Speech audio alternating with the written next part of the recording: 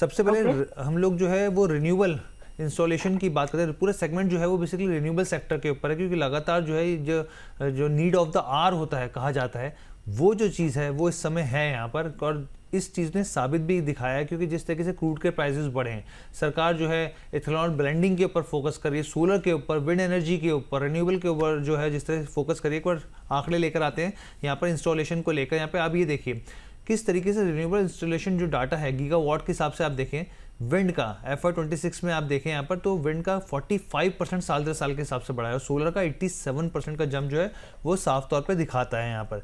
अगर आप पूरे यहाँ पे सालों के हिसाब से देखें तो आपके सामने नंबर आ जाएगा, और आप ये देखेंगे नंबर तो आपको पता चलेगा कि किस तरीके से FY23 से देखना शुरू कीजिए परसेंटेज के हिसाब से या गीगावाट के हिसाब से।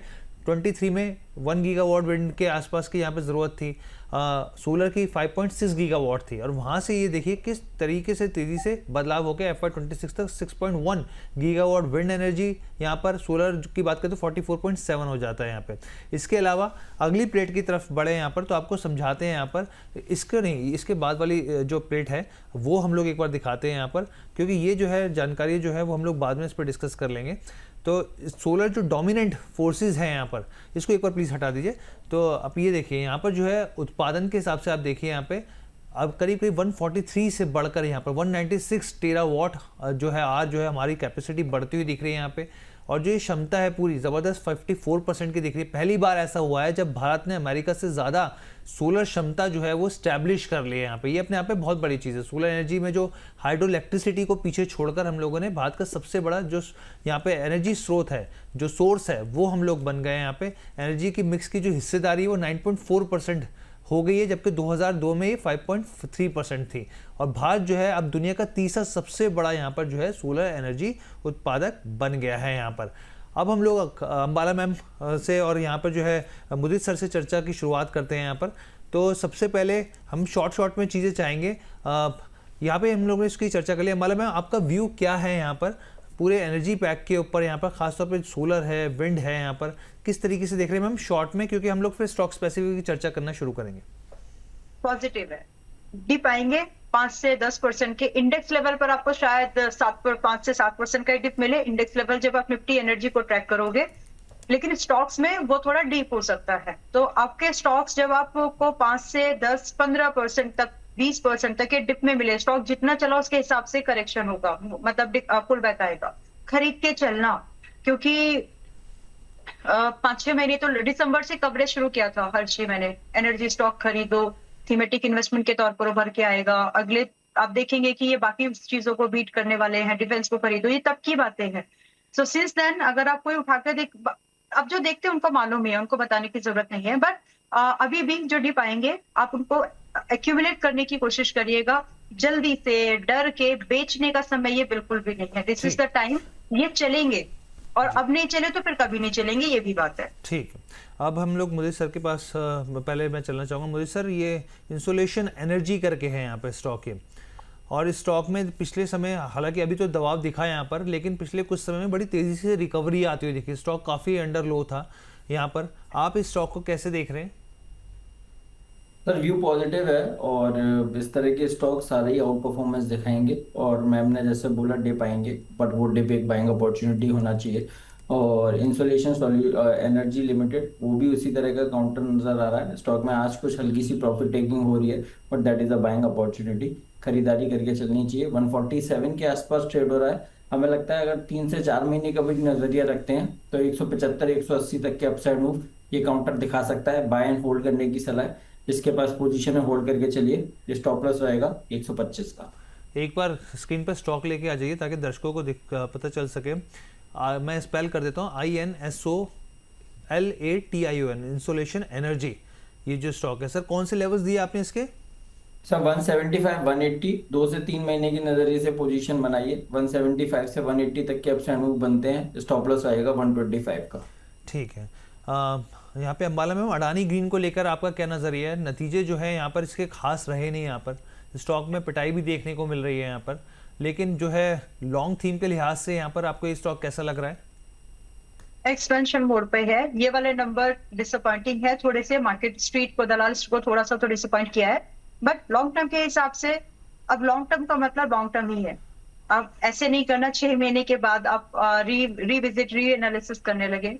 कम से कम अगर आपको सिर्फ 1500 और 2200 के टारगेट चाहिए, 1 से 2 साल होल्ड करना ही पड़ेगा। ये बहुत हाइपर एक्सपेक्टेड टारगेट है। लेकिन जब ये चलना शुरू होगा तो आप सोच के तो देखो कि क्या जब ये 850 से चलना शुरू हुआ, बीच में कहीं मौका मिला, एक मिला था 905 पर, कितने ले पाए? तो वैसे ही जब ये दोबारा पिकअप लेगा और दोबारा चलने के लिए शुरू होगा, तो ये जो रेंज है ना 15,500 से 22,200 की, ये बहुत फास्ट मूवमेंट होने वाला है और ट्रेडर्स को इसको कैच करने में बहुत तकलीफ जाएगी। So to avoid that, stay invested. अगर आपका फिलहाल के लिए आपका शॉर्ट टर्म का नजरिया था, तो आज आप भले ही चाहें तो आप शॉर्ट टर्म में, जैसे आपने अगर 850 पे खरीदा, 905 साल जो भी खरीदा आपने, वहां से आपके पास में अभी भी 40, मोटा मोटा 35% का प्रॉफिट तो है, 30 का तो है ही है। मतलब अगर आप मान लो कि आज की क्लोजिंग का भी वेट कर जाएंगे, तो ये आपका प्रॉफिट है शॉर्ट टर्म वाला। शॉर्ट टर्म में भी 2 साल का प्रॉफिट मिल रहा है, जनरली निफ्टी ईटीएफ वगैरह में मिलता है ये। लेकिन इस स्टॉक की जो पोटेंशियल है वो और ऊपर जाने की है। तो दबाव में जब मिले, यानी प्रेशर में जब आपको ये डिस्काउंट पर आए, रेंजिंग फ्रॉम 1100 टू 950, 1100 से लेकर के 950 की रेंज वापस से एक्यूमुलेशन जोन बनेगा। अगर आप चाहो तो तब खरीद सकते हो, और इस बीच में अगर कोई ऑलरेडी प्रॉफिट पे है तो आप लोग प्लीज एक ट्रेलिंग स्टॉप का जरूर यूज कर लो, और जो कि होगा 1150, अभी 1168 पर चल रहा है। तो आपका अर्ली एग्जिट मिल जाएगा, और वही पैसा जो आप प्रॉफिट से कमा रहे हैं, चाहे तो री इन्वेस्टमेंट दोबारा कर सकते हैं, और जिन्होंने एंट्री मिस कर दी, वो जो अभी डिस्कस रेंज है वहां पर आप अपने दोबारा एंट्री बना सकते हैं। ऑल द केसेस जब आप ये करेंगे तो आपका स्टॉप लॉस उस समय 850 का रहेगा, क्योंकि टारगेट काफी बड़े। ठीक है, अब हम लोग अगले जो स्टॉक की तरफ बढ़ते हैं। यहाँ पे मुदीर सर, यहाँ पे आपने सुना होगा बोंडाटा इंजीनियरिंग।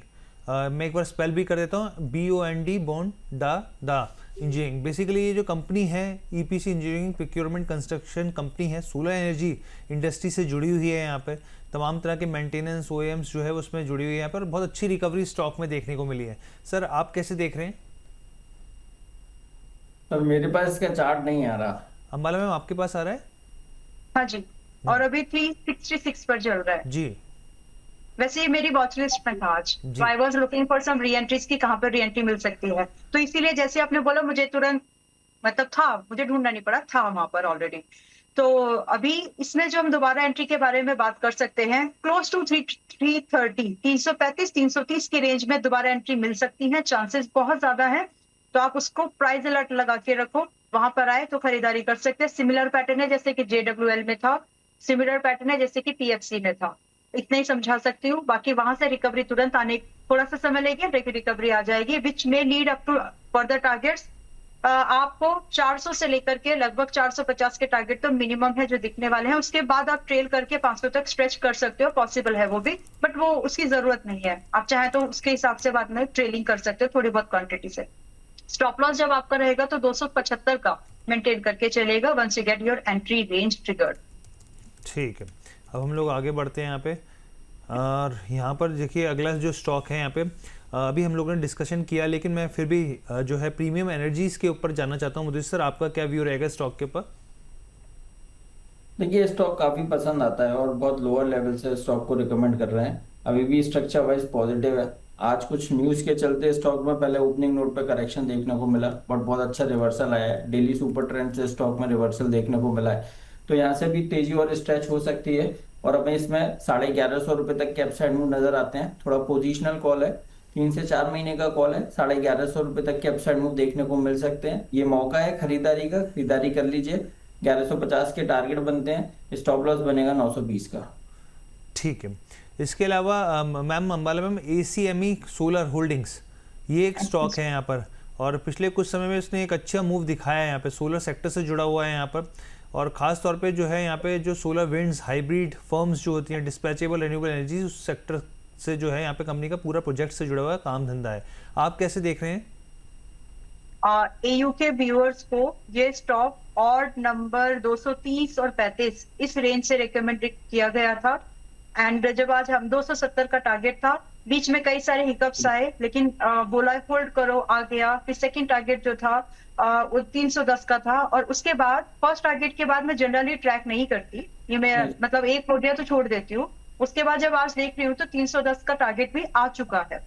सो अब यहाँ से ये इसलिए बताना जरूरी होता है हर्षी, इसलिए नहीं कि टारगेट आ गए, जी इसलिए कि ये जो मूवमेंट हुआ वो कब से कब तक हुआ। 12 मार्च से लेकर के आपका 24 अप्रैल में मोटा मोटा 40 दिन, राउंड राउंड नंबर 40 दिन के आसपास में आपका इतना मूवमेंट, इतना बोले तो 35% के राउंड फिगर, 30%, 30+ आपका मूवमेंट हो गया है।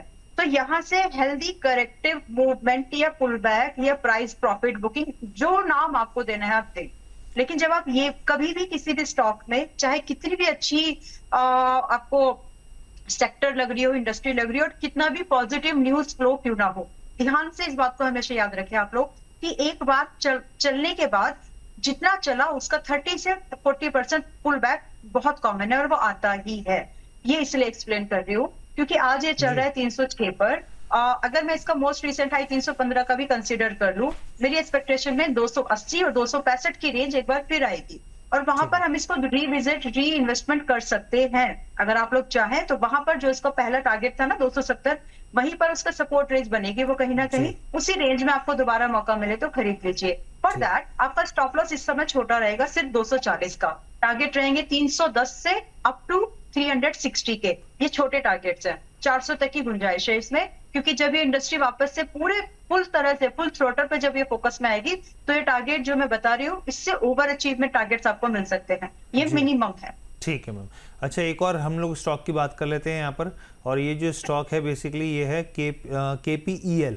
अगर आप इसको सर्च करेंगे मुझे सर तो KP एनर्जी के नाम से आपको मिल जाएगा ये स्टॉक यहाँ पर। और जो है यहाँ पर एक बहुत ज़बरदस्त तेज़ी स्टॉक ने निवेशकों का काफ़ी जो है बेहतर जो है पिछले कुछ समय में यहाँ पे मुनाफा कमा कर दिया है। आप कैसे देख रहे हैं इसको? देखिए, व्यू पॉजिटिव है और मेन चीज मार्च में इस काउंटर में डबल बॉटम पैटर्न कंप्लीट हुए थे और वहां मेजर बाइंग देखने को मिली थी और जब से वो बाइंग अभी तक होल्ड कर पा रहा है ये काउंटर। कल भी एक अच्छी बाइंग 15 लाख शेयरों के साथ इस काउंटर में देखने को मिली है, तो स्ट्रॉन्ग वेट्स यहाँ पर खरीदारी करते हुए नजर आ रहे हैं। स्टॉक में भी और रैली स्ट्रेच हो सकती है और आज के सेशन में 3% की करेक्शन है, हमें लगता है ये खरीदारी का मौका है। स्टॉक आने वाले दिनों में 410 पहला टारगेट बनेगा, 440 दूसरा टारगेट बनेगा, यहां तक खरीदारी करके चल सकते हैं। स्टॉप लॉस रहेगा 320 का। ठीक है, तो यहाँ पर जो है सर की तरफ से बता दिए। मैम, ये फुजीयामा पावर के ऊपर आपकी क्या सलाह है? यहाँ पर फुजीयामा पावर कैसा दिख रहा है आपको? हर्षी अब तो लेट है, मतलब अभी फ्रेश एंट्री के हिसाब से बिजनेस नहीं चलेगा, बिजनेस एक्सपेंड नहीं होगा, ऐसा मेरा कोई व्यू नहीं है।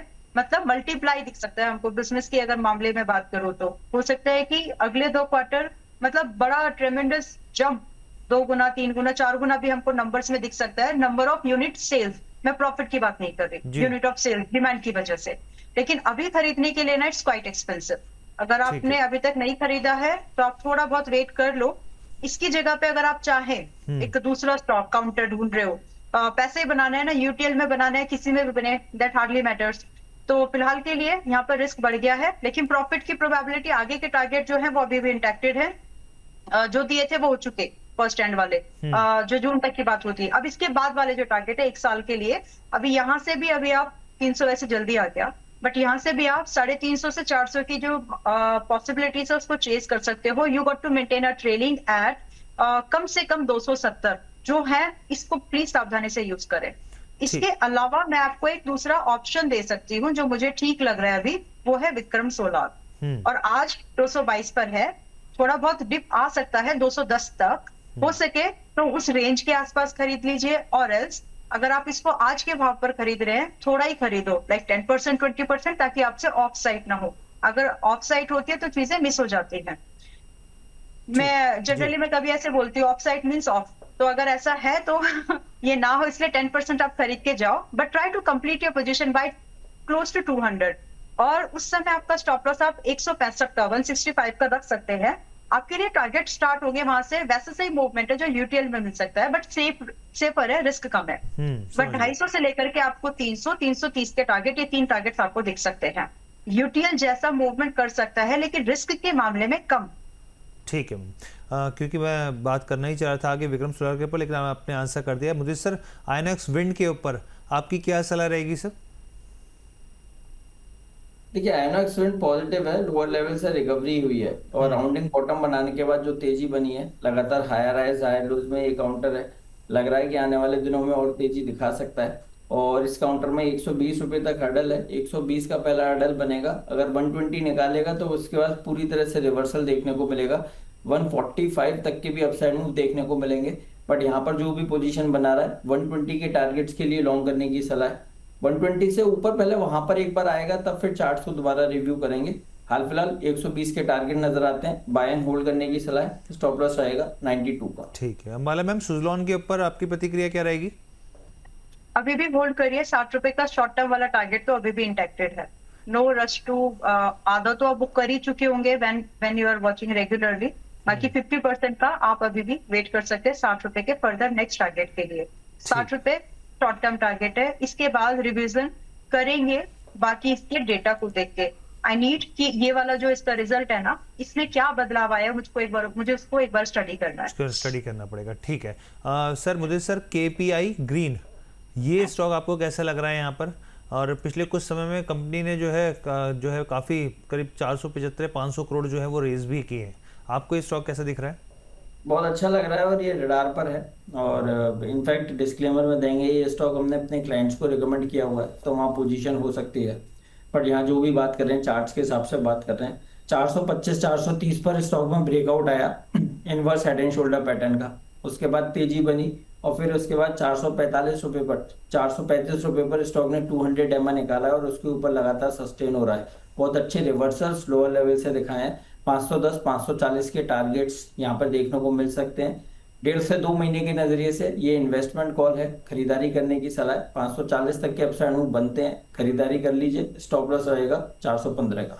ठीक है, वाणी रिन्यूएबल के ऊपर मैम जो ये आखिरी स्टॉक है, और इसके अलावा अगर आपके डेटा पे इनमें से सब में से कोई बेहतर विकल्प हो तो वो भी प्लीज जल्दी से बता दीजिए मैम। Renewable right? जी, वाणी रिन्यूएबल, यस। ओके, एक सेकंड जस्ट। जी, अभी स्टॉक जो है करीब करीब 2-2.5% की गिरावट, लेकिन आप एक महीने के अंदर देखिए शानदार 23 से 24% ये स्टॉक जो है वो भागता हुआ देखा है। जी मैम। जी, तो इसमें भी प्रॉफिट बुकिंग आएगी। देखिए एनर्जी, कुछ सेक्टर बता देती हूँ, हेल्प हो जाएगी आपको व्यूअर्स को। एनर्जी, डिफेंस, ऑटो एंड थोड़ा सा आपका कंजप्शन, ये ऐसे कुछ सेक्टर्स हैं जहां पर आपको मान के चल लेना चाहिए कि अगले 5 से 6 दिन में हमको 3 to 10% तक का डिक्लाइन इंडेक्सेस लेवल पर दिख सकता है। अब कौन से इंडेक्स पर कितना, वो आपको सोच के, वो आप इंडेक्स की चाल देख के समझ लेना, राइट? सो इसके हिसाब से आप डिसीजन लीजिए। अभी स्पेसिफिकली रिन्यूएबल एनर्जी वाले जो काउंटर्स है या फिर एनर्जी वाले जो काउंटर्स है इंडिया में, उन सभी स्टॉक्स में, जस्ट वेट फॉर मिनट बेटा, उन सभी स्टॉक्स में थोड़े दिनों के लिए हमें प्रॉफिट बुकिंग एक्सपेक्ट कर रहे हैं। मैं तो कर रही हूँ। उसमें रिन्यूएबल, उसमें वारी रिन्यूएबल भी आपका एक है, उसमें प्रीमियर एनर्जी भी आपका एक है, अथर एनर्जी भी आपका एक है। ठीक है, तो फिलहाल के लिए एंट्री जो ढूंढनी है हमको 950 से 900, 950 से 1000 की, sorry I beg your pardon, 950 से 800, 850 की रेंज पर हमको एंट्री तलाशनी है। और वहां की जब एंट्री मिले तो उनको मिस मत करना, क्योंकि उसके बाद की जो रैली होगी वो सस्टेनेबल होने वाली है, ranging from 25 to up to 100% gain within the span of next, जब एंट्री ट्रिगर हो जाएगी, ranging from 6 month to up to 24 months में ये मूवमेंट पॉसिबल होगा। ठीक है, मैम की तरफ से आगे। मुझे सर आपके इस लिस्ट में कोई है जो स्टॉक जो एनर्जी, रिन्यूएबल एनर्जी में जो सबसे बेहतर विकल्प के तौर पर दिख रहा हो? देखिए इसमें सारे स्टॉक्स पर बात करिए, एक स्टॉक SW सोलर है जिसका जिक्र हमने पहले भी किया था और आज फिर कर रहे हैं। हमें लगता है इस स्टॉक में काफी बड़ा अपसाइड मूव आ सकता है, 212-13 के आसपास ट्रेड हो रहा है और यहाँ से ये काउंटर रैली स्ट्रेच कर सकता है। 280 और 300 रुपए तक के अपसाइड मूव बनते हैं और इस तरह के अगर अनाउंसमेंट आते रहे, ये स्टॉक में रैली कंटिन्यू रहेगी, तो यहाँ ये खरीदारी का मौका है। बहुत बड़ा अपसाइड मूव अभी तक आया नहीं है स्टॉक में, तो इसलिए अपॉर्चुनिटी इसमें ज्यादा नजर आती है। 300 रुपए तक के अपसाइड मूव के लिए SW सोलर को खरीद के चल सकते हैं, स्टॉप लॉस रहेगा 185 का। ठीक है, तो अब हम लोग इस सेगमेंट को खत्म करते हैं यहाँ पे।